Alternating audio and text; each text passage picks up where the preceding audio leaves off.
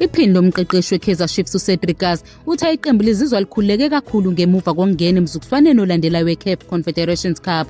uGaza ukholelwa ukuthi lokhu kuwina kungaba ushintsho eqenjini ukwakha umfutho wokunqoba. I-Chiefs idlulele esigabeni sesibili sokuqala inqoba iqembu lase-Angola iCabuscop ngo-5-4 sekukhahlelwa amaphenathi e-FNB Stadium izolo. Umdlalo uphele ezibambene ngo-1-0. I-Kaizer Chiefs ishaya igoli elilodwa ngemuva kwemidlalo emibili edlule. Ngaphambi kwalo mdlalo i-Chiefs ibingakanqobi emidlalweni emithathu, ihlulwe kwemibili kuyona. uGaza uthe ukunqoba kube umfutho obudingeka kakhulu, ubalula ukukhululeka okukhulu ngokuqhubekela phambili kanye nesidingo sokwenza umqondo omuhle wokunqoba kubo bonke abadlali. I-Chiefs idlale kahle ngesombe sokuqala, bashaya igoli ngaphambi kokuthi kuyiwe ekhefini ngesikhathi uClody Lelope edabula ibhola enethini engaphakathi ebhokisini. I-Chiefs ibihamba phambili kodwa iCabuscop idlale kanzima, yaphusha umdlalo waze wayofika kumaphenathi. uGaza unikeza imicabango yakhe ngalo mdlalo, ubona ukuthi i-Chiefs ibinamathuba amathathu noma amane amahle okushaya amagoli esombeni sokuqala. Lokhu iqembu alidlalanga kahle esombeni sesibili. uqhube wathi ezinye izimpi ebezisenkundleni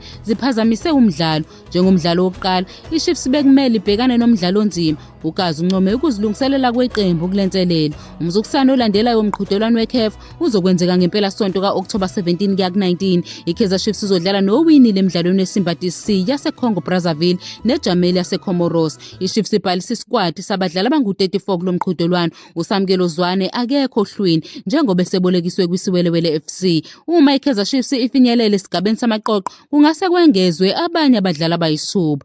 uGaza unikeza isibuyekezo ngabadlali ababili abangase babe khona emzukwaneni olandelayo.